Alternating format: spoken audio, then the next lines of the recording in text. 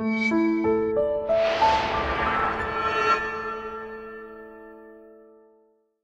everyone, welcome back to Pixar Discussions. I'm Captain Logan. Who am I? You're the Geoff. I am.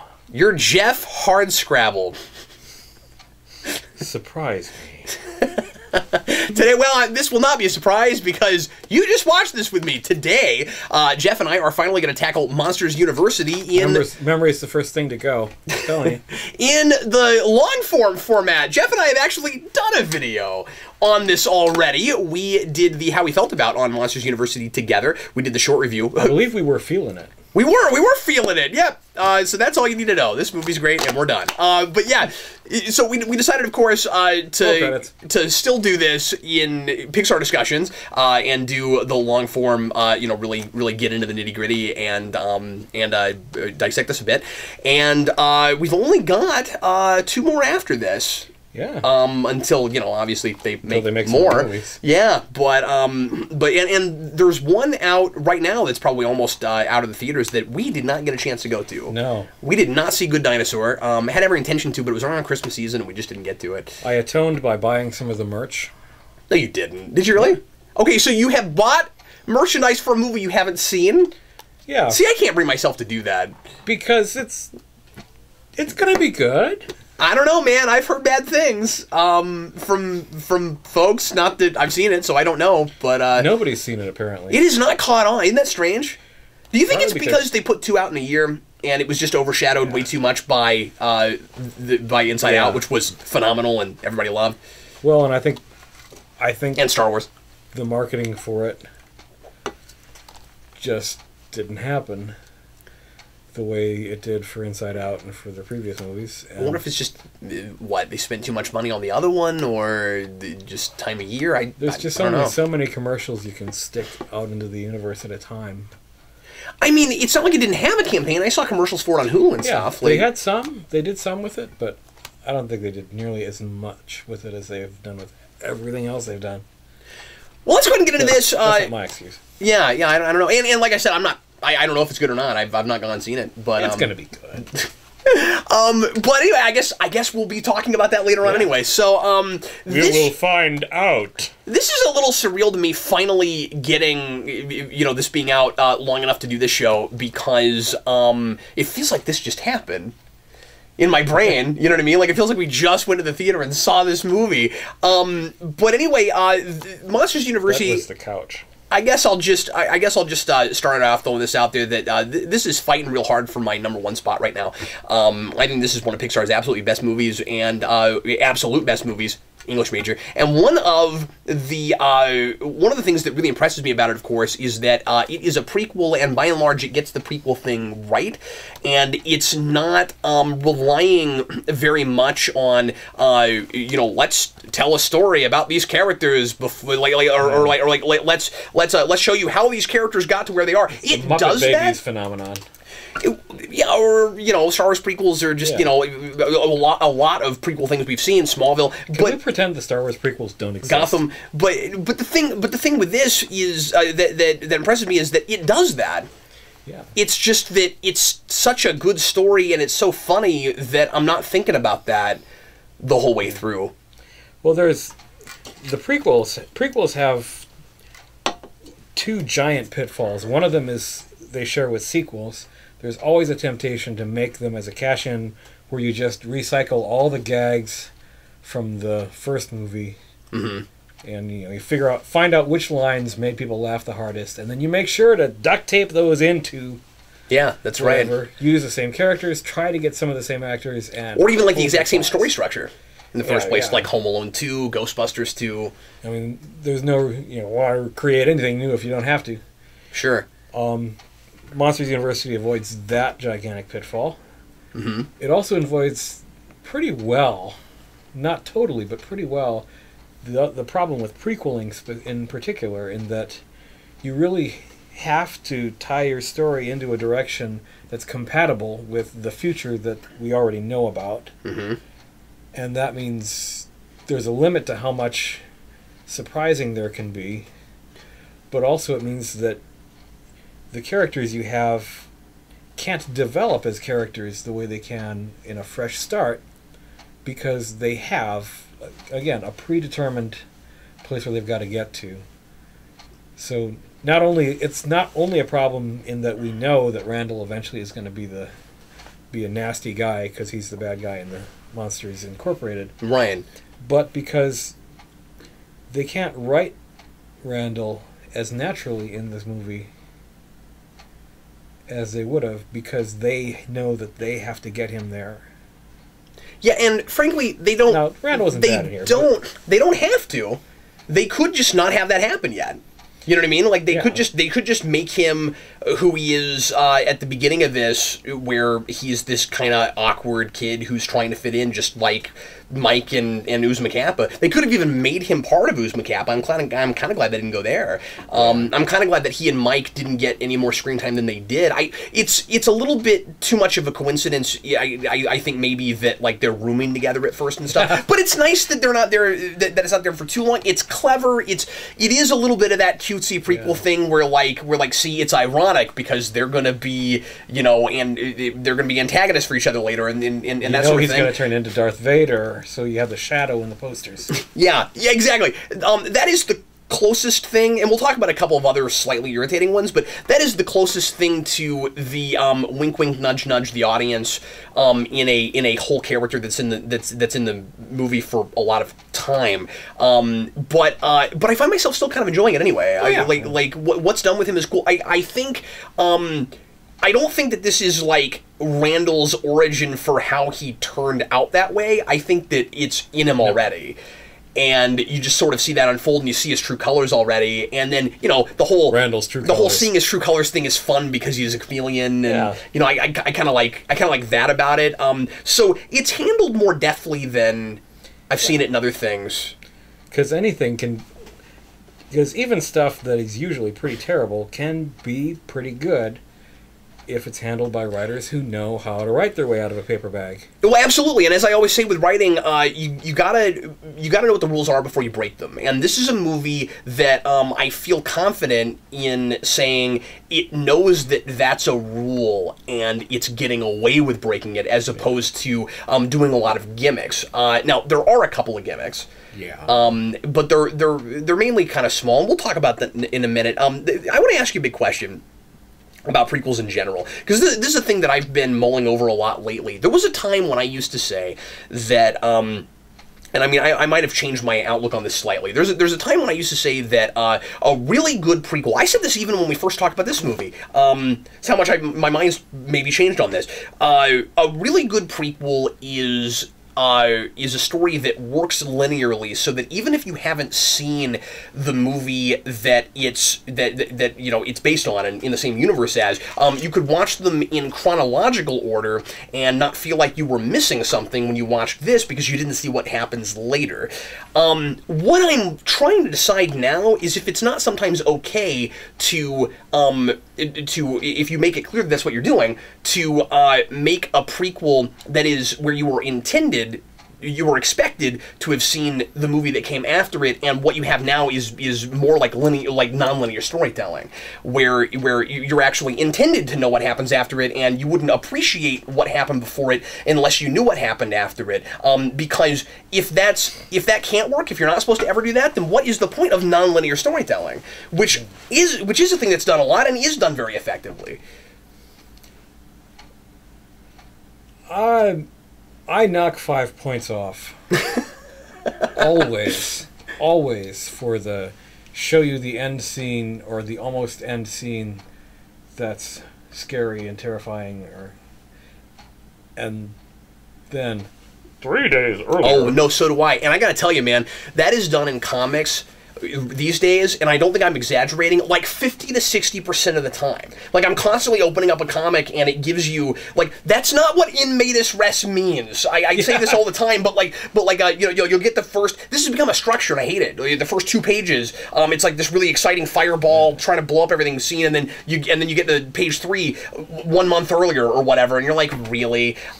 That's not what I'm talking about, though. No, it isn't. Like, non-linear storytelling is not that, well, I mean, that is non-linear storytelling, but it's stupid and gimmicky. Non-linear storytelling has the potential to be more and or better than just Yeah. that. Yeah, where it's and can be really sophisticated. Where it's just a matter of, it's sort of like when you're just sitting down with a friend and telling a story. It's like, I need to tell you this before you I can tell you this, because you won't appreciate it as well unless you know what the background of a thing is, or unless you know a little bit of where we're headed to. You know what I mean? Like, sometimes you need to have that. And I guess my question is, can a prequel sometimes have that phenomenon? It can if it's information.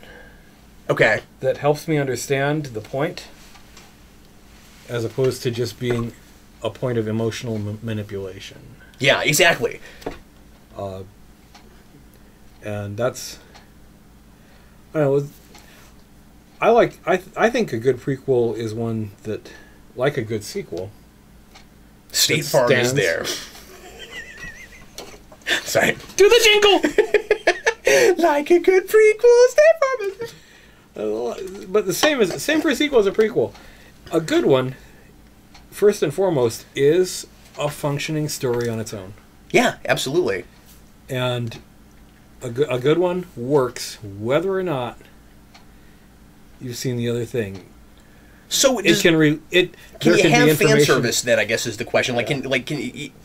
Because what I want to say with this one, and then I guess we should get to the ones that maybe aren't working as well, but with this one, I think that for the most part, it's got, you know, cool things. It's got things that remind you of the first movie and call back to things, and there's some nice you know, continuity, blending things. But for the most part, I think your average person could watch these in chronological order as opposed to the order that they were made in, and get that effect in the reverse. Because what I want to know is if somebody that watched it, and I feel like some kids are likely to grow up on this one first, right? It could happen. I bet kids went to the theater and saw this and didn't even know Monsters, Inc. was a thing, because this is a sequel to a movie that was made like 10 years before that, almost. So, if you watch... That's totally gonna fall down. If you watch the first movie, or this movie, and then get into the next one, I guess what I'm wondering is if that doesn't work in reverse some, where you're like, oh, cool, this feels like a payoff to this other thing that was in the story that came before it. Oh, I think it's possible. It's a difficult... You'd actually have to find someone to watch who had not seen them, to watch them in the order. Because you can't quite do it on your own if you didn't see it that way in the first place. And if you've already seen them, then you've already seen it, and there's no way to unknow things. Yeah, I mean, you can try to guess what the phenomenon would be like, but you wouldn't know for sure. So anyway, that's just a question I have, and I'm not 100% sure what the answer is, but I still lean a little bit more toward I want this to just be a story. And and I don't think that I care about Mike and Sully in this because I saw Monsters, Inc. I feel like the movie does a fine job of developing them as characters in its own piece. It gives us good enough reasons on its own for us to be interested in these people. Let's talk for a minute about some of those callback things that are there just for fan service. One of them is the thing with Roz at the end. Yeah. Which I just didn't need. And that's the big place that breaks down the whole watch them in chronological order thing. Because that's a cool reveal in Monsters, Inc. that you don't know that she's running the CDC. Yeah, that or CDA, I guess. That was a moment, and her always watching line. That was one of the instances of what I hate in sequels or prequels or any quills. I hate quills. That sort of, let's pick up a catchphrase and stick it in your face. That was a point in this movie where I felt like someone was shaking me by the collar and saying, "You're supposed to think this is awesome." And I really hate that. Please stop doing that, Hollywood. Well, I think maybe the idea is... Who am I kidding? Is trying to please, you know, as much of everyone as you can. Where it's people are finally getting another Monsters movie. That was the big. If that movie had a meme, that would have been the meme. You know, that's one of the big things that people remember and keep quoting, and so people are going. So you know that the audience is gonna, you know, get excited and applaud when they see that scene. But again, that's for the people that already saw Monsters, Inc. It stands on its own so well. You don't need that. Yeah.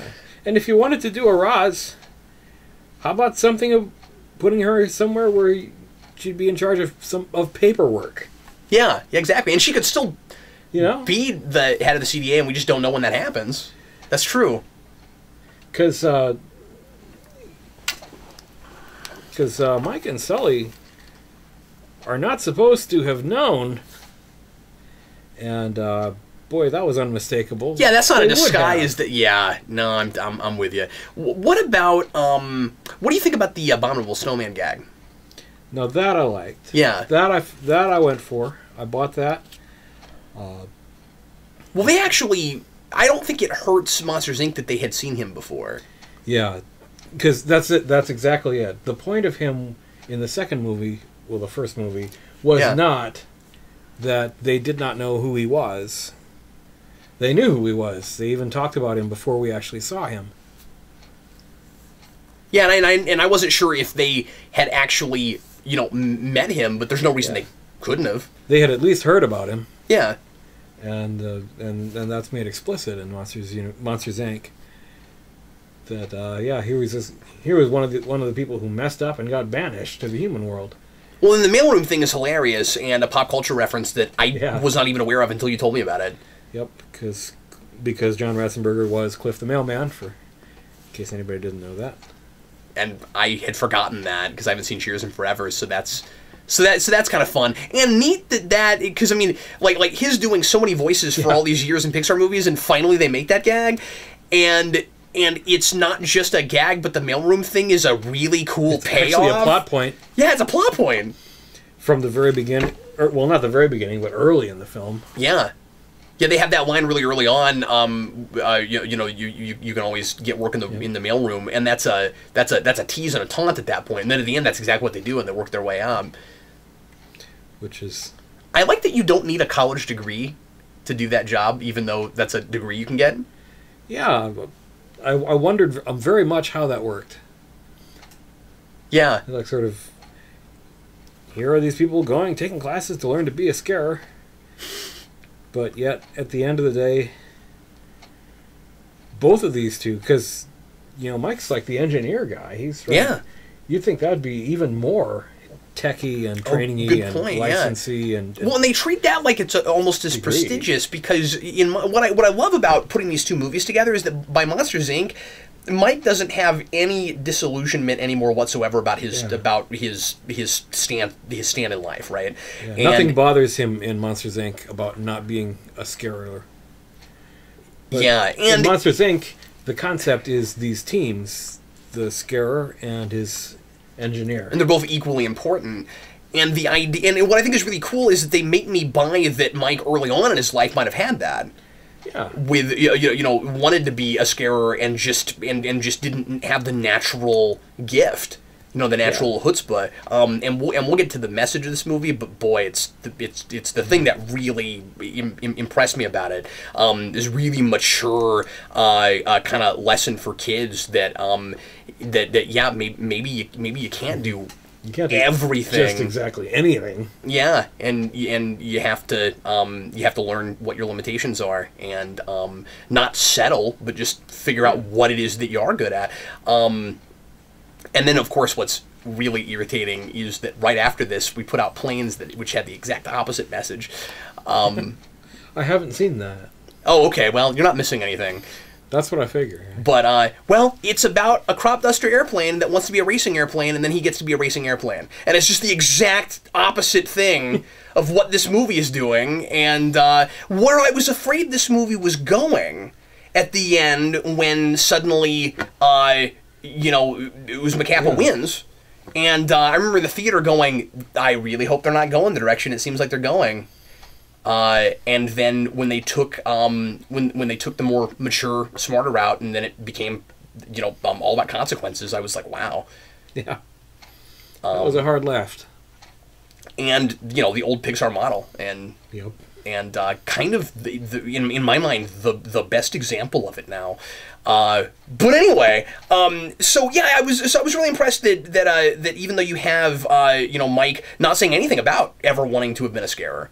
Yeah. In Incorporated, they still made me buy that he might have been that way. Now, there are there are some little continuity gaffes here and there. It's not really a big deal because the stories separately are both so good, but it is almost a credit to them that I notice it and that it's kind of awkward because there's so much really good continuity stuff between them. And the big one is, and we probably talked about this in the other video too, but the big one is that, but like now we can spoil things, is that Mike and Sully in Monsters Incorporated seem to have known each other from childhood.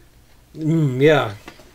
You've been jealous of me since the 4th grade. Yeah, and there's like a picture, I think. Yeah. And that had to go under the rug, apparently. Just in order to make this work. And I guess you could have still sort of had this story where they're both at the college and had known each other when they were younger, but it would have been a different story. They sure... It's not impossible, watching this again, it's not impossible that these two could actually have encountered each other as much younger. It's true, but they sure don't. But it sure doesn't look like it. It's not the first thing you would think watching this. Yeah, I have a tough time with that because you'd think that the whole "you've been jealous of me" thing would have come up here too. Yeah, because there is a jealousy thing and that's where the relationship is linking up really well, and there's a logical evolution where I guess that's the atonement for it. Mike is starting to impress people with all of his knowledge and studying, and Mike and Sully is supposed to. See, I don't think. Does Mike ever actually start calling him Sully in this finally? Yes, I think he does. Yeah. But anyway, where Sully is trying to go just based on his family name and nothing else, and so of course he gets jealous of him, and it's kind of neat that that's where it would come from. But then it's just, I guess I'm complaining about a single line. Yeah. With Incorporated, but yeah. But you wouldn't be the first. It's been well documented at this point. Yeah. If there's the thing about that I'll come back to is that they make that little sacrifice in order to give us a really beautiful picture of Sullivan and Mike growing together from perfect mutual loathing to the kind of teamship and friendship finally that is their defining thing for the second movie. Yeah, and how often do we see exactly what they're doing here really well, just really poorly done, where it's kind of a light switch thing. I'm so impressed that for example, you take the scene where they're both having to share the same room, and they try to get out of the room, and they stumble over each other, and then later on in a montage, you see them working completely in sync. And I'm so impressed that when we get there, I'm buying it. Yeah. Well, so often when this is done, or so often when this is attempted, you see the movie trying to go for a quick magic fix and at the same time get the kind of story mileage out of it that that it really takes real time, as it actually does, to build a relationship with a person. Yeah, that's right. Well, that's maybe why we need as many montages as we have in this movie, is because time passes. Yeah. Well, and this takes place over an entire semester, doesn't it? Or is it even a school year? It's a school year. Well, that's even more impressive, isn't it? So, have you noticed that about Pixar movies, by the way? Sorry, I want to stand back for a minute because one of the points of the show is to kind of look at the progression of these movies and compare them a bit. A lot of these movies do that, where it's over a long time period, and that's a thing that is to be avoided by novices that don't know what they're doing in telling a story. When in doubt, go for the dramatic unities. Well, so many. That's great. So many stories are because obviously you know what is a story? It's a break in status quo. Things are happening or going on normally, whatever normal is, and then something happens that breaks that, and then through whatever has happened, a person either has already or has developed a want, and they try to get whatever it is they want. So often in life. The process of that character arc is going to be over a couple of days. Yeah. Maybe over maybe a week, whatever it is. It can be much simpler, and I think a lot of the time people mistake stories for a person's whole life, which can also be a story, but in a much more broad sense. If you're telling a story, you have to know what kind you're telling. Yeah, precisely. They're different. They don't work in the same way. So what we basically have here is like a season arc for a TV show truncated really well into a single movie, because 9 months, a year of school—that's what you would do with a high school drama or with a college drama. I just thought of that, but that's kind of what it is. So that's fun. That's all the Harry Potter movies. Good point. They all you're right. They all have exactly the structure, don't they? Yep. Start of school, midterm, holidays. That's second term. See, that always strikes me as conflict. That always strikes me as slightly convenient. Where like we always solve the big mystery at the end of the year. It's like Voldemort always turns up in the final exam week. That's just what he does. You always have that in genre high school shows too, where like the big bad, his big plan, like Buffy or Smallville, like his big plan is culminating at the end of the school year. You've always got like those shows are always really funny where you'll get to commencement and that's when like the school blows up. Yep. Because you have to have that. You can set your watch by it. You're like the big bad is gonna try to enact their big plot on like May 23rd. The entire student body is going to be gathered in one place. Here you go. Maybe we should just not have school that week. But anyway. Another thing I think that's really cool about this movie is it and Monsters Incorporated, somewhat similarly, that I'm making this comparison to a Captain America: First Avenger and Winter Soldier. They're two different genres, or at least subgenres, like of the same sort of thing. Just like those were. This is and I never thought I would see this in a Pixar animated movie. This is your college comedy film. Yeah, Animal House. This is your jock film, yeah. Revenge of the Nerds. Yep. And Monsters, Inc., which curiously was also a subgenre for comedy that you maybe wouldn't have expected. And I guess that's the thing the crux that really holds these together as far as tonally is kind of what like a corporate espionage movie. Yeah. Kinda. Something like that. I can buy that. And there again, smart writers think through beforehand, what thing are we doing? Yeah. So they can do that thing well, as the Pixar crew did on both of these. It's among the better college movies I've ever seen. Well, and it's amazing because, and I think what. Yeah, I think what ends up happening is that because you're making a family movie and you're making a movie for kids, you're limiting yourself for what kinds of jokes and things and how far you can push that envelope, and it actually makes for clever and smarter writing. And this is one of Pixar's very best scripts. Nearly every joke lands and every line of dialogue has something very clever or funny or insightful or just, I can't believe someone said that in it. And yet it's impressive how far we can push the envelope of that kind of college comedy without it getting... Like, if any Pixar movie was going to have gross-out humor, this would have been it. And it never feels the need to go there. The closest thing we get is, like, the glowy balls that make people's skin puff up. And that doesn't really feel gross out so much as just, it's one of those, like, prankish kind of things that you would have in a college movie. It works with monsters in a way that it wouldn't with humans. It'd be gross if you did it with humans, wouldn't it? Yeah, that would be pretty disturbing. But, no, there again,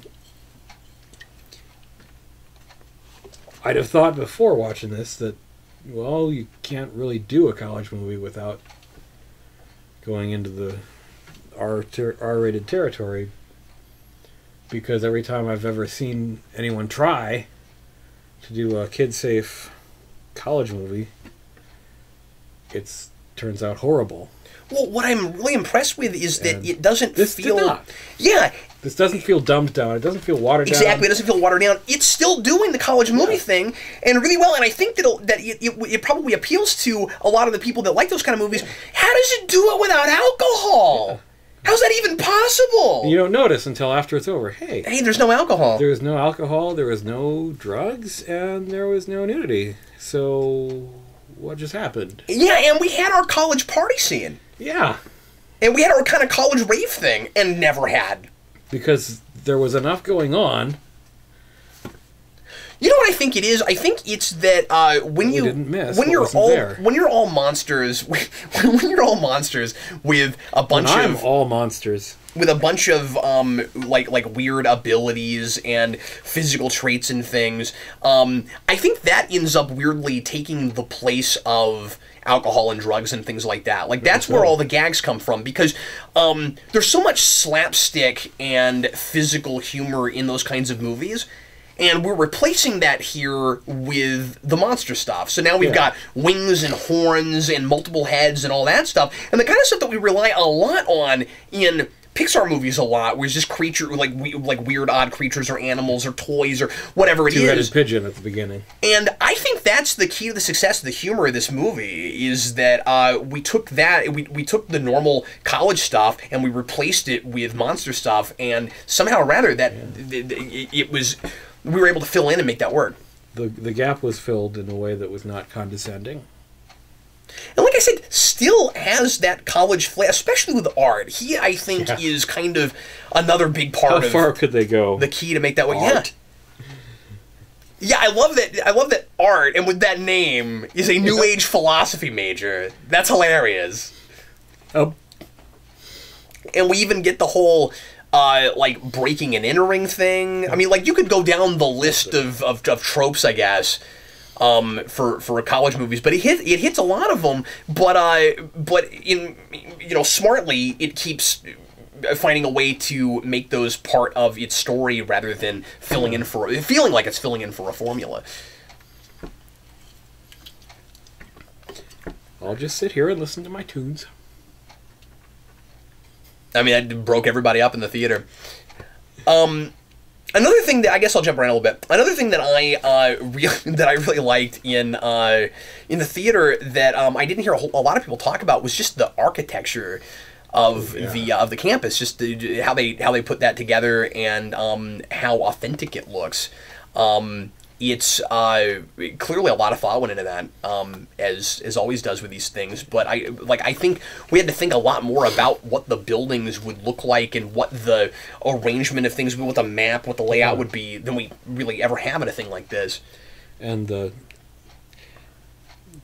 kind of effort and energy that went into the detail on all of these buildings, which are the sort of buildings, they're 100-year-old buildings. Yeah.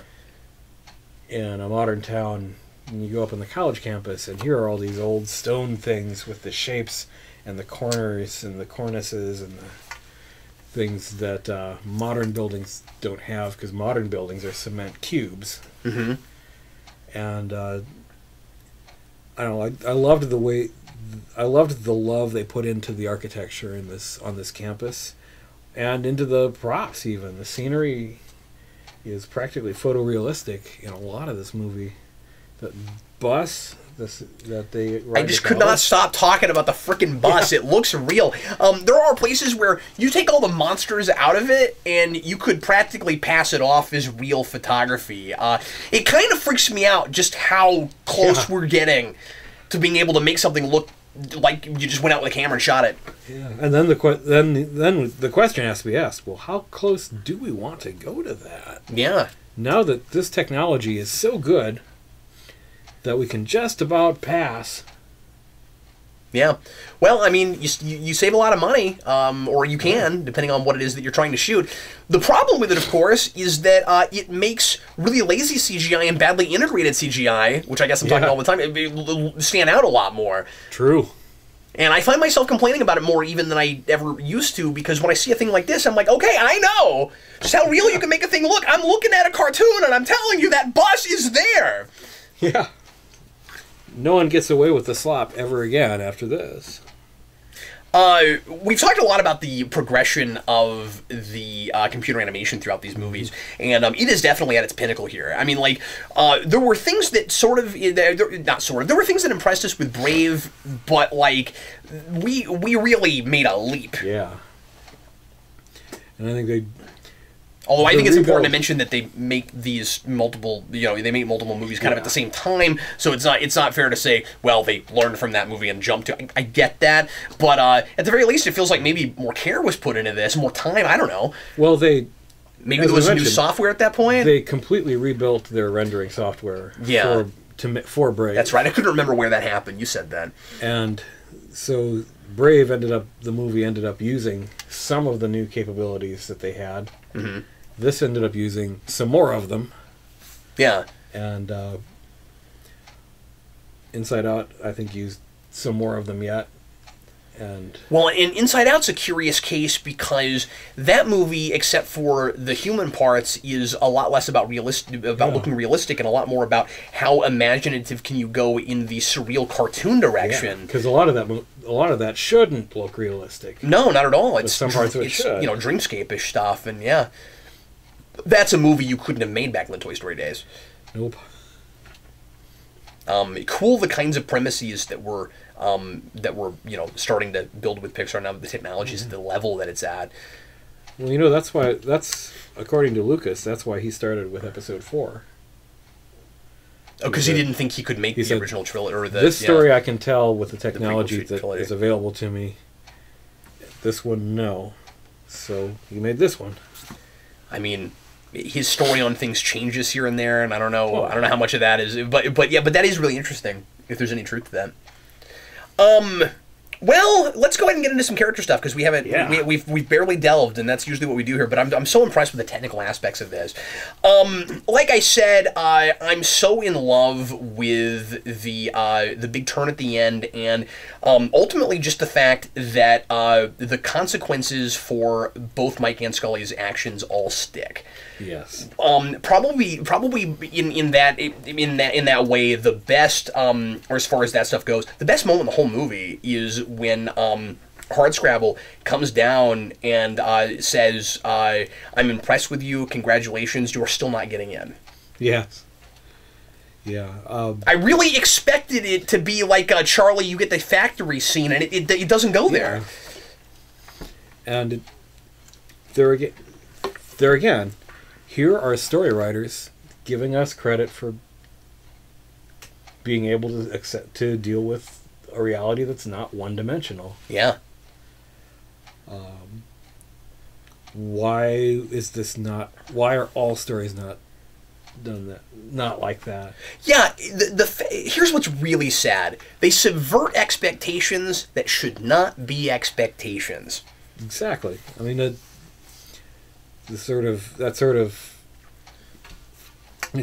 goes in line with the Disney Resurrection, or the... Oh, yeah. Took me a minute, yeah. Yeah, the sort of, okay, everything sensible means the story is in this place, but I know you want a happy ending, so... Blah! Well, the thing is, as far as happy endings go, you can sort of have your cake and eat it, too. As long as, again, you just have it's just not that complicated, simply actions and consequences. Somebody makes a mistake and in a satisfactory way that makes sense, pays for it. Like you can have bad things, and you should. That's what makes us care about them, because they're learning from mistakes. Yeah, and B, they're overcoming adversity, and you can get to the end of a movie like this and have Mike Sullivan not get what he always wanted, and it still is a happy ending. Yeah, but it's not a Disney happy ending. It's a life happy ending. Yeah, precisely. It has a reality that is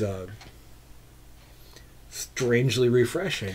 And I love that because it's a hard lesson, and it's one that we need to be telling our kids. And frankly, it's one that I think adults need to be reminding themselves of as well. And I'm not saying that like the message is everything in a movie. I mean, I love this movie because I like these characters and I'm interested in them and I'm invested. And it's not a message heavy movie, but it's simply a story that unfolds naturally. And when you start thinking about it, you go, oh, that's a really good lesson for kids. Yeah.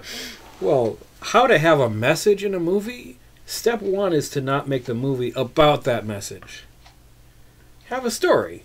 And well, I feel like it naturally progresses from yeah, and I don't and there's no way to itself out of there. Exactly, there's no way to well and like I'm always mentioning because I love this. Stephen King always says like you don't start with a message or with even a theme. He says he's kind of anti-theme in a way. Like what he does is he says you write your novel and then you step back from it for 30 days. You come back, you look at it again, and you will naturally, especially if it's any good, you will naturally find that if you're like a thinking, feeling person with like thoughtfulness, you'll find that there already is a natural theme that's building that you then in revision bring out a little bit, and that's just a matter of structure and bringing it all together. And I feel like that's highlighting a thing that's there rather than stapling a thing on. And it comes from who your characters are. So I feel like, and who knows, but I feel like what we have here is these characters that naturally are who they are, and then we're building the story and we say, okay,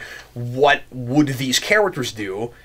And then in having people being reasonable and people seeming like real people, which is great when they're monsters or toys or whatever, that they feel like real people. Like what would Hardscrabble do? What would Mike Wazowski do? You get to the end of the movie, and naturally you just have like a really good message for kids because these people do what they ought to to remain sympathetic, and again, it's because it's not a formula. It's because we're not just plugging in. And it's because the characters are not being crammed into a Procrustean bed of plot goals. File it away. Increasing my vocabulary. That's why I have Geoff, just to increase the vocabulary. Because that's so often what happens in crummy movies. Yeah. Or crummy stories. A character, who they actually are, is crudely and brutally truncated because the story needs them to do this. Yeah, exactly. Like the Star Wars prequels. Yeah, well, we don't have to keep making fun of that. But yeah, I love what you said earlier about manipulating emotions, because it's simply a matter of, are you trying to now. You have to a degree, of course, think about your audience and think about subverting expectations and stuff, but it's a matter of, are you trying to make your audience feel a certain way, or does your audience feel a certain way because of what these people are doing? I mean, there's a fine distinction, but there's a distinction. Are you giving the audience something to feel happy about, or is it just a matter of, I ring the bell, you are all feeling happy now?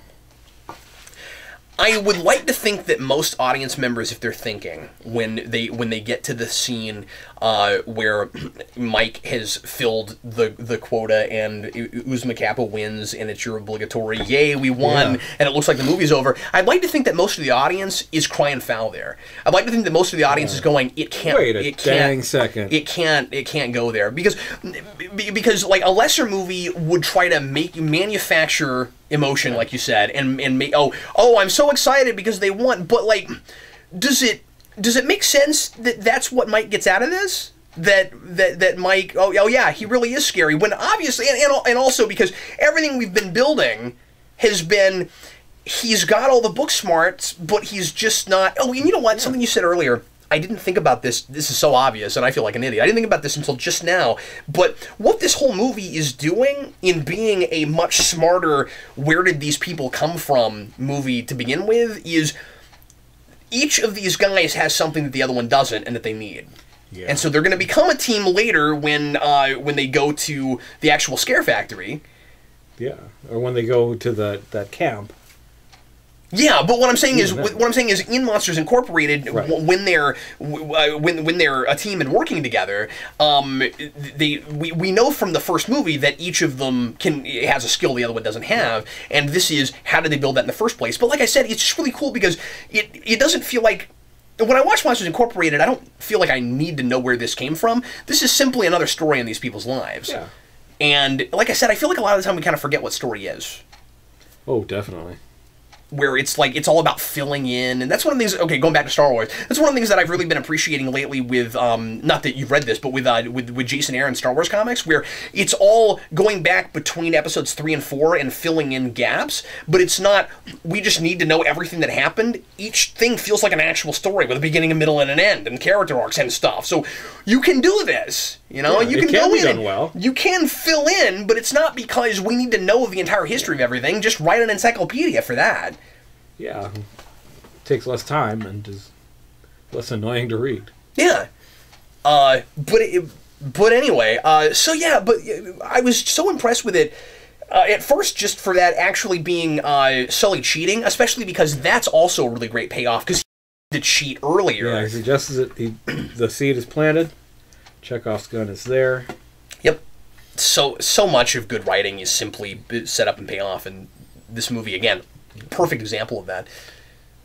Give things the substrate that they need in order to have reasons to happen, instead of feeling like stuff that a writer just pulled out of his ear hole. Of things I have reviewed lately, I'm going to put this and Cabin in the Woods up as two excellent examples of setup and payoff. Like if you want to take a free or just the price of the discs class on setup and payoff, watch those two movies.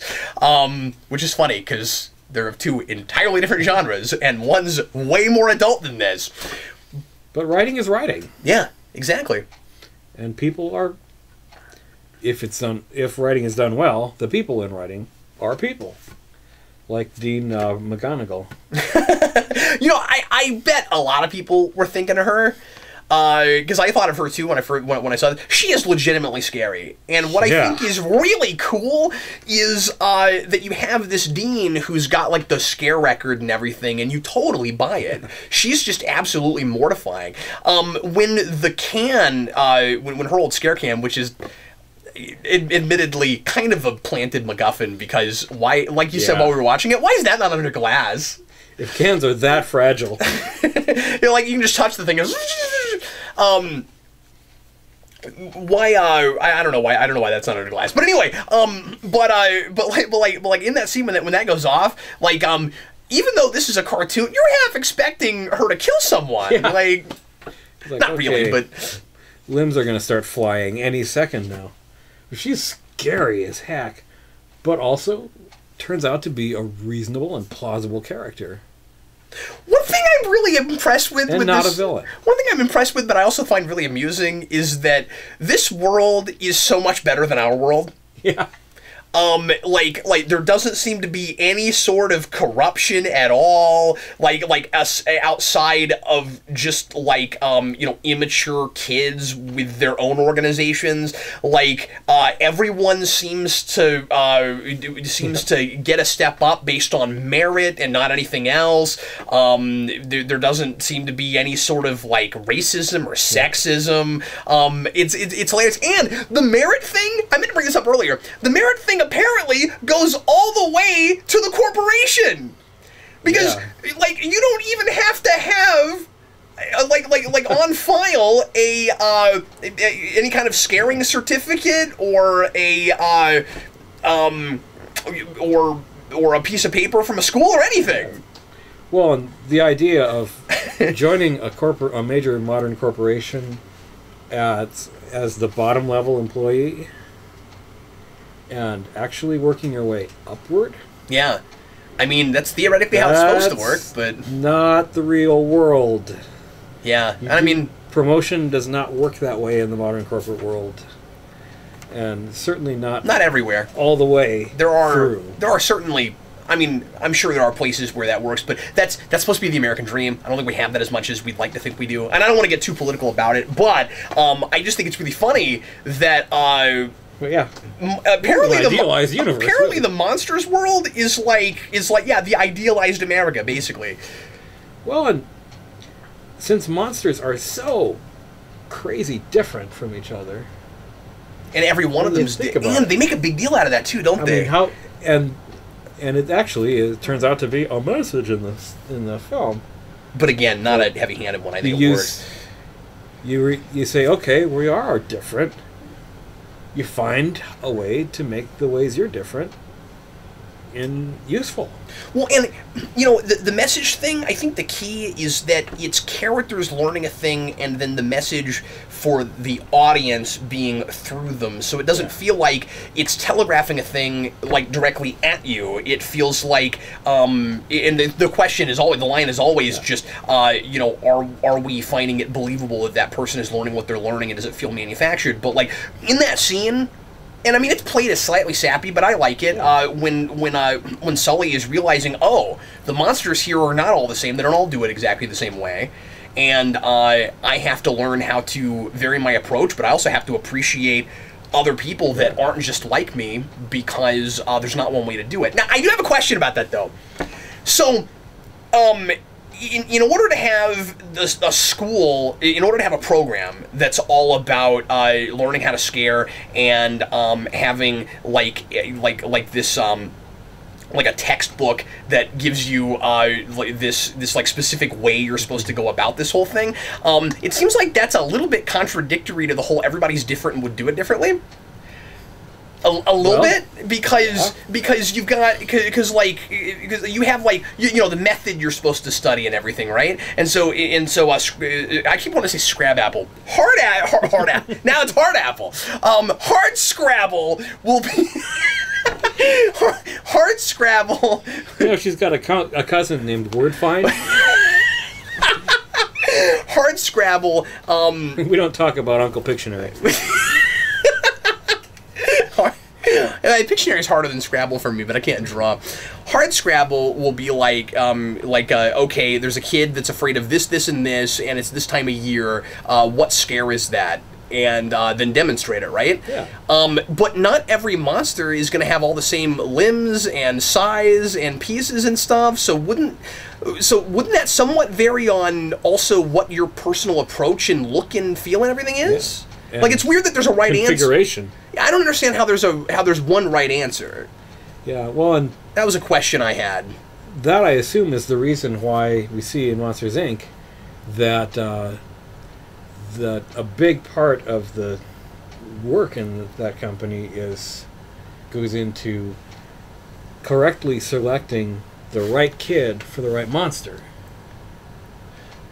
So they're analyzing the kids at some level and then sending that kid's door to the person on their floor who is going to be able to scare that kid the best. I forgot all about that. Yeah, that's true, but then I guess the question is she only going to give monsters like applicable scenarios, and are you only probably knows? Are you only studying then applicable scenarios? Although there are all kinds of fields where you study all kinds of things that you personally would never use. So maybe they're doing that. You study all the scenarios because that's part of understanding what to know about the art of scaring. And I love that they play it as an art. I think that's really cool. The details and world building in this is absolutely fantastic, and I think even better than in Monsters, Inc. And that was the big thing I loved about that is just kind of the mythology of this world. It feels like a real living, breathing world. The way the you know, different dimensions work and with the doors and all that is really cool. But then also just like the methodology of the art of scaring. All of that just was really fun, and it makes you wanna learn more about it. It makes you want them to like flesh that out more. Make like a textbook that you could read and study it, you know, or like a video game where you had to do all that stuff. Like, it's really cool. And what about all the monsters in the university who aren't in the Greek system? That was the other big question I had. Was because in our universe at least, most of the people in college are not going through the Greek system, and many of those people are outstanding in their fields and successful. Well, that made me think of something I hadn't thought of before, which is, are the only people in fraternities and sororities people in the SCARE program? Because that might explain why, that might explain the fraternities and sororities that weren't involved in the SCARE games. Yeah, it could be that. Because we were talking about that earlier before the video, and we were like, well, there's all these other fraternities and sororities, and you see some of the symbols of them, some of the logos in Monster Greek. Yeah, which is hilarious. Uzma apparently is a Greek symbol. When you get into the closing credits, and Jeff and I were trying to figure out, okay, well, why are some of them in the games and others aren't, beyond just you don't have enough members to compete, or for whatever reason you don't want to, but why wouldn't you want to compete? Unless you didn't have... So my guess is maybe a lot of those just don't have enough scarers in them. Yeah, I mean, the engineers are all in this one, or the screen can engineering, or the door building class. And this is part of just the conceit of this world. I realize, so maybe this is kind of a nitpicky criticism, or not even criticism, but just question. But like, it seems to me, and we talked about this before the video. It seems to me like you'd be really kind of front loaded in your college with all the people that would want to be scaring students, right? Like, wouldn't that be really oversaturated? I have a hard time imagining that very many people would want to be in other departments, because it seems like the point of being a monster is to be scary. Well, that's articulated in the film. And Hardscrabble herself says, if you're not scary, what kind of a monster are you? That's a good point. I forgot all about that. So wouldn't there be a lot of Mike Wazowskis running around? Yeah, it always seems to me like there would be. And is this world full of scarers and the other 90% who are disgruntled and disappointed because they didn't get to be scarers? Yeah. Like, what does it do to your... I can almost see it creating, like, an unfair social class system or something. What would it be like if 90% of the people who went to KU had gone there really, really seriously aspiring to get on the basketball team? Yeah. And what if the whole school seemed all about basketball and nothing else? Well, sometimes it does, but I get that. But in this, it seems like Monsters University is kind of all about the scaring program, and it also seems like most of the other departments. I mean, I guess we're told about some that don't sound like they would have anything to do with that. But you've got like can design and stuff. Like, it seems like it seems like a lot of it is all about the scaring program and like the different facets of it and people that would have to work behind the scenes and stuff. It's sort of like if you had a film school as opposed to a film department. And I mean, there's in the supplemental stuff, which there's... I'm glad you keep watching those, because I keep forgetting to. I mean, there's other departments to Monsters University. They've got liberal arts. They've got science. They've got the monster versions of several other things. So, like, there is it is a university, it's not just a college. Yeah. But, apparently none of that plays into this particular story. Fair enough. Yeah, and it doesn't have to. And also, to be fair, like I said, we are told about like the New Age philosophy and stuff. So obviously there are lots of other. Apparently, there's a program for majoring in New Age philosophy at Monsters University, which is hilarious. Okay, I love that. That's great. And it's just funny to me that there are like multiple universities that all have a scaring program, like. Yeah. Fear Attack. Because there's at least one other. You got the sense in... Well, there's okay, so according to some supplemental other stuff that's admittedly not in the movie, but I'm wondering if there are other like mentions or posters or something that I missed in the movie. There are other universities even besides Fear Attack. I think because there's a whole Monsters University section in Disney Infinity, and being so as in love with the design of this campus as I was, it was really cool to get to go explore it, and it's very authentic to the movie, and there are other schools mentioned in that. And I would be real surprised if they didn't take it from material that they developed for the movie. So, yeah, well, because there's plenty of that, and it's online. Oh, okay. There's a whole wikia for Monsters University. Well, it's really expansive. There's a wikia for everything. For being a couple-hour movie. Yep. What other stuff do you want to talk about? Because we've been at this for a while, and I'm sure there's a million other things that we could go into. Do you want to talk a little bit about vocal casting choices? Because so we've got what is his name? The Doc Ock. Yeah, the professor guy is played by the guy who played Doc Ock. Who's Roy Orbison. No, stop, dude. See, that's why I can't remember his name. Is because you said that. Where's my phone? Who's that guy? No, that's not his name. Anyway, but it was really cool that they used him because there's a lot of tongue-in-cheek casting people based on what they often get typecast as already. Like the mailman. Well, and Nathan Fillion played a lot of jocks in the 90s. Oh, sure. When he was a lot younger, and he was perfect for the jerk face. Yeah. He's basically just, yeah. He's still getting typecast like that. Yeah, that's... These are not the hammer. That's exactly what I was going to say. Oh my god, that's great. But I don't know, those are the two I wanted to mention, just because I thought that they were really good casting choices. Yeah, who was the... Alfred Molina. I just couldn't think of it. Anyway, well, that was a waste of time. Time wasted is time lost. But yeah, I just would have felt remiss in not mentioning that. So anyway, I don't think there were many others that caught my ear.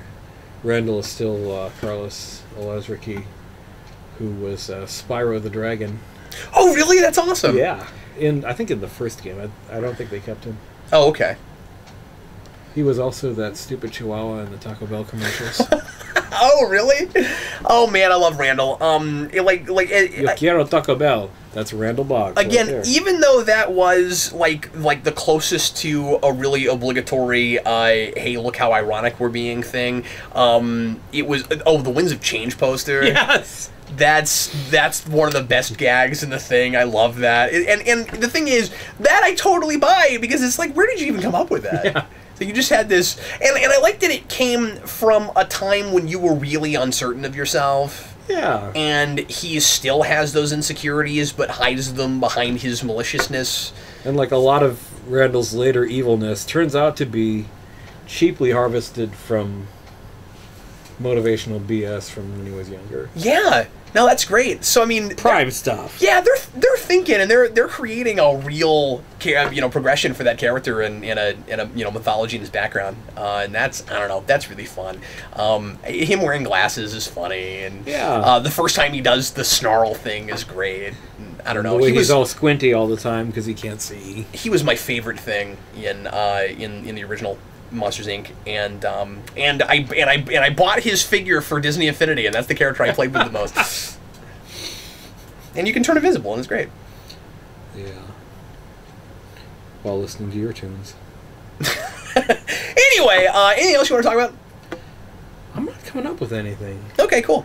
Well, Jeff's done, so I guess. Yeah, bye. Well, Jeff, thanks always for being here and helping me talk about Pixar. You're watching Pixar Discussions. We should start like we should do like a fake commercial break where like we do a commercial break. You're like we'll be back after this break, and then we come back, and then we have like stupid elevator music, and like you're watching Pixar. It's like yeah, we'll do that next time. You're watching YouTube. Anyway, everybody, thanks as always for watching. Next time we're gonna do Inside Out, which is really exciting. It's going to be a lot of fun to get to talk about that. And the first time we will have done one so really recent, assuming that we, don't wait another 3 or 4 months to do it. Yeah, exactly. But we'll try to get to that for you as soon as possible. And as I keep saying, whenever we are finished with the Pixar movies that are out so far, and of course, we will keep Pixar discussions going whenever there's another one to talk about, we're going to be doing another series on They Might Be Giants albums. And we have even yet another thing, if we can find the time to do it, that we want to do as well. We'll need a crane. We'll need a crane to pick up all these videos we'll have left all over the floor, because of course they're physical objects now. Don't let's start. All this. Everybody, thanks as always for watching. I'm Captain Logan. And I'm the Geoff. We'll see you next time.